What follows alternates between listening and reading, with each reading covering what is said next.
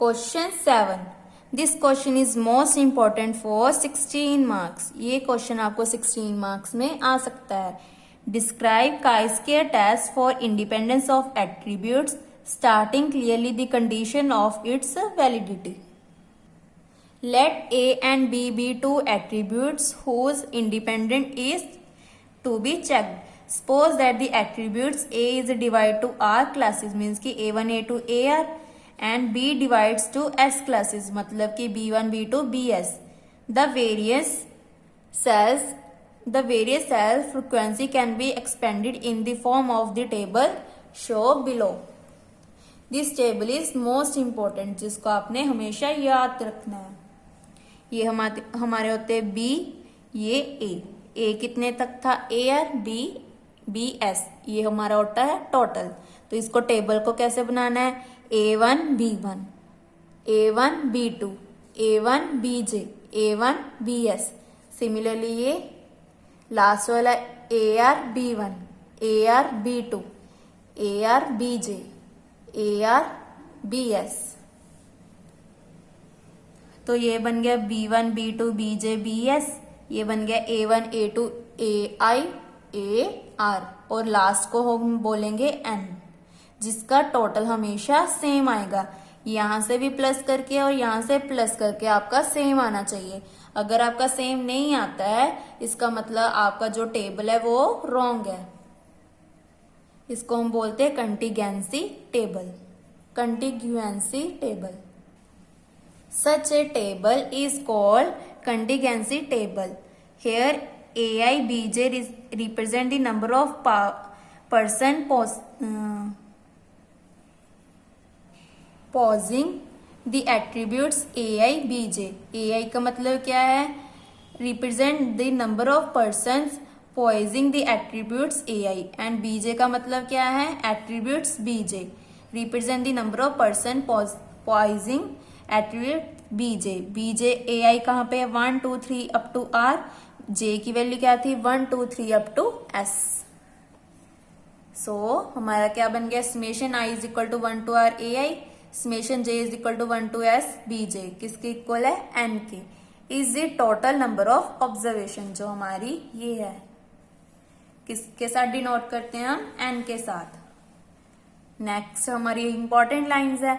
Here the null and alternate hypothesis can be written as, first हमारी H note, the attributes are independent, H1 मतलब the attributes are not independent.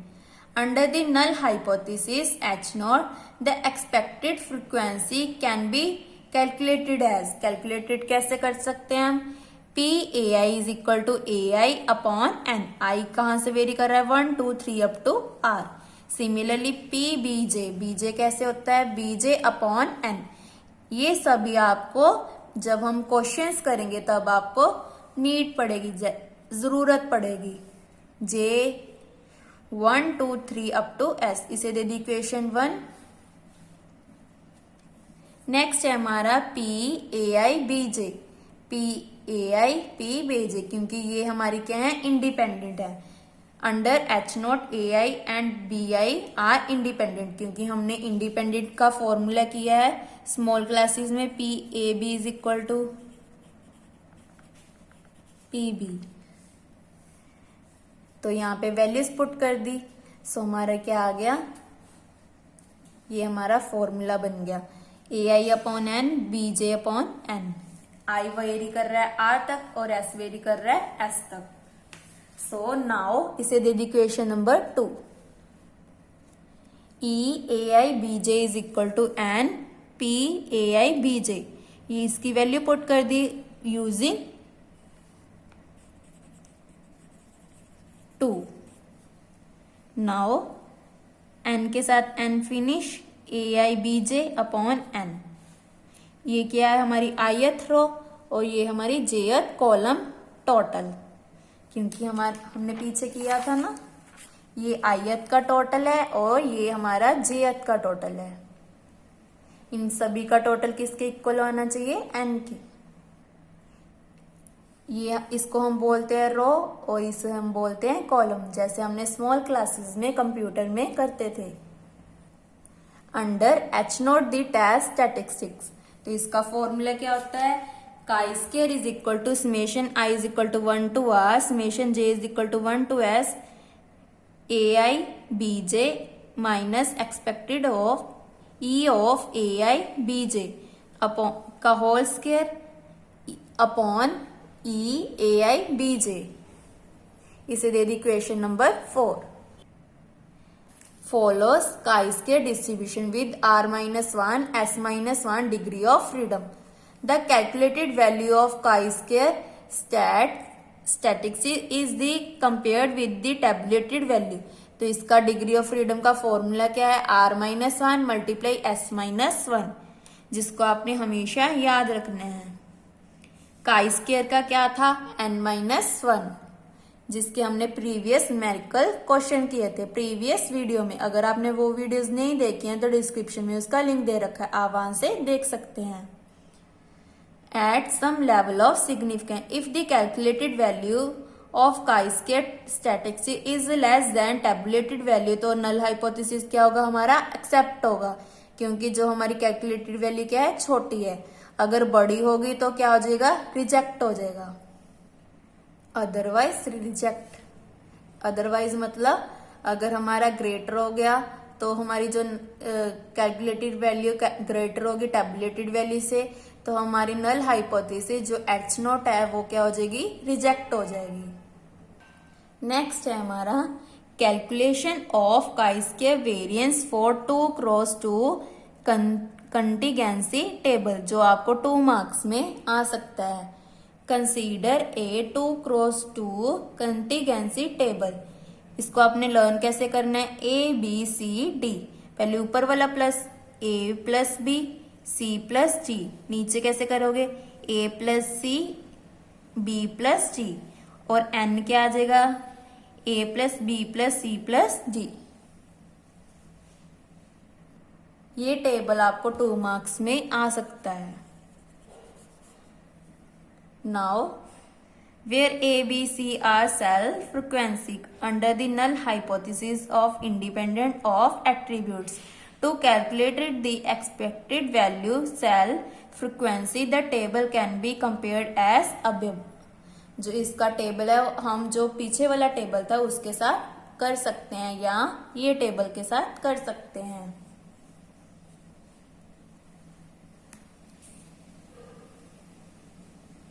Next है हमारा the expected cell frequency corresponding to the frequency A is given as. ये क्वेश्चन थोड़ा सा lengthy है जिसको आपने अच्छे से लर्न करना है, क्योंकि ये क्वेश्चन आपको 16 मार्क्स में आना है। नाउ ई ए किसके इक्वल होता है, A plus B A plus C upon N. इसको लर्न कैसे करना है, हमने इन दोनों की multiply upon N. Similarly B E क्या होगा, इसको और इसको मल्टीप्लाई कर देना अपॉन एन। ईसी कैसे आएगा, इसको और सी डी के साथ मल्टीप्लाई करना। पहले हमने ऊपर वाले को ऊपर वाले के साथ किया था, अब हमने नीचे वाले के साथ करना है। इसको इसके साथ मल्टीप्लाई, इसको इसके साथ मल्टीप्लाई, नीचे क्या आ जाएगा एन। ये हमारा लर्न करने का ट्रिक है। इसे दे दी equation number 5। Therefore, chi-square is equal to a minus ei का square upon ei, ea plus b minus eb upon का स्क्वायर be। सिमिलरली हमने यहाँ पे लिख लिया, इसे दे दी इक्वेशन नंबर 6। नेक्स्ट हमने ये कंसीडर कर लिया a minus e a minus e a की वैल्यू हमने ऊपर से उठा ली। कौन सा यूज किया है, यूजिंग 5। देन इसका एलसीएम ले लिया और जो टर्म्स कैंसिल होती है उनको कैंसिल कर दिया, तो हमारा क्या बच गया, A D minus B C upon N. Similarly B minus B E क्या आ जाएगा, A D minus B C upon N, और आगे माइनस सी माइनस ई सी क्या आ जाएगा, minus A D minus B C upon N. D minus E D क्या आएगा, A D minus B C upon N. इसका मतलब क्या है, जिसके आगे ए और डी है वो क्या है, पॉजिटिव, और जिसके आगे बी और सी है वो क्या वैल्यूज नेगेटिव। इसे दे दी इक्वेशन नंबर 7। देन 7 में हमने इनकी वैल्यूज पुट कर दी, सॉरी इक्वेशन 6 में। इक्वेशन 6 हमारी ये थी, अगर हमने नेगेटिव वैल्यू को स्क्वायर किया तो सारी टर्म्स क्या बन गई पॉजिटिव। तो अंदर क्या बच गया 1/EA, 1/EB, 1/EC, 1/ED। और ये सभी वैल्यू सेम थी तो इनको हमने बाहर निकाल दिया यूजिंग 7। नेक्स्ट हमने क्या किया, इनकी वैल्यूज पुट कर दी यूजिंग 5 में से। 5 इक्वेशन हमारी कौन सी थी, ये वाली वैल्यूज यूज कर ली। नाउ नेक्स्ट हमने क्या किया, n हमारा सेम था तो n को भी बाहर निकाल दिया। नेक्स्ट हमने क्या किया, जिसकी टर्म्स सेम थी, ये देखो ये टर्म हमारी सेम है तो इसका एलसीएम ये आ गया, ये दोनों डिफरेंट है तो ये एज इट इज आ गई। तो ऊपर क्या आ जाएगा, पहले ये दोनों हमारी टर्म्स हैं तो ऊपर क्या आ जाएगा b प्लस टी, प्लस ये दोनों टर्म हमारी हैं तो ऊपर क्या आ जाएगा a plus C, plus similarly ये वाली पहले हमारी सेम कौन सी है सी डी, तो पहले एक ये वाली फिर a plus C b plus D. Now यहाँ पे ये दोनों टर्म्स हैं तो ऊपर क्या आएगा b plus D. Similarly b plus D वाली टर्म भी है, ये वाली टर्म भी है तो ऊपर कौन सी आएगी a प्लस सी वाली टर्म। ये देखो ये दोनों टर्म्स सेम है हमारी तो ऊपर क्या आ जाएगी ये वाली term. So a plus B plus C D किसके इक्वल था हमारा n के, जो हमने पीछे किया था ये वाला टेबल। n किसके इक्वल था a plus B plus C plus D, किसके इक्वल था n के।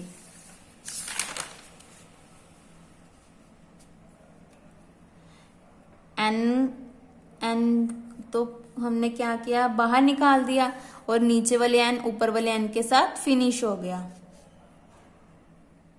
ऊपर हमारा स्क्वायर में चल रहा था एक n इसके साथ फिनिश हो गया था तो हमारा ओनली 1 n रह गया था तो ये वाला n भी इसके साथ फिनिश हो गया तो क्या बच गया AD माइनस BC की स्क्वायर। नेक्स्ट स्टेप में हमने क्या किया, इसका भी एलसीएम ले लिया। क्या आ जाएगा एलसीएम हमारा, पहले तो जो डिफरेंट टर्म है सेम टर्म है उसको एक बार लिखेंगे, a प्लस बी ये नहीं है तो एक बार आ गया, a प्लस सी यहाँ पे है तो यहाँ पे आ गया, b प्लस जी आ गया। एक तो हमारे पास ये कौन सी सेम है, ये वाली सेम है और ये वाली सेम है। नेक्स्ट हमारी सभी डिफरेंट है तो क्या आ गया a प्लस बी और ये भी सेम है तो क्या आएगा a plus b a plus c, तो ये रह गया। अब कौन सी आएगी b plus g c plus d. ऊपर इसका एलसीएम कैसे लेंगे, अब हमारे पास कौन सी टर्म नहीं है, ये भी टर्म है, ये भी सेम है, ये भी सेम है तो क्या रहेगी c प्लस जी वाली, तो ऊपर आ गया। नेक्स्ट हम क्या लिखेंगे, ये वाली टर्म है, ये वाली टर्म भी है, ये वाली टर्म भी है तो क्या रह गया a प्लस बी, तो ऊपर a प्लस बी आ गया। फिर से a plus B plus C plus D किसके इक्वल हो गया n के, और ये टर्म एज इट इज और ये वाली टर्म भी एज इट इज। ये किसकी वैल्यू है, काई स्क्वायर की वैल्यू है जो हमने फाइंड आउट करनी थी। सो ये क्वेश्चन थोड़ा सा लेंथी है जिसको आपने अच्छे से कर लेना है। सो लास्ट में कैसे लिखेंगे, where n is equal to a plus b plus c plus d. This can be used as an alternate formula for calculation of chi-square variate for 2 cross 2 counting contingency table. 2 cross मतलब जिसमें 2 cross 2 हो उसमें हम ये formula use करेंगे। So this question is most important for 16 marks जिसको आपने अच्छे से कर लेना है। अगर आपको किसी भी स्टेप में डाउट हो तो आप मुझे कमेंट करके पूछ सकते हैं। Thank you. अगर आप मेरी वीडियोस भी देखते हो तो एक बार जरूर कमेंट करें मेरी वीडियो पे।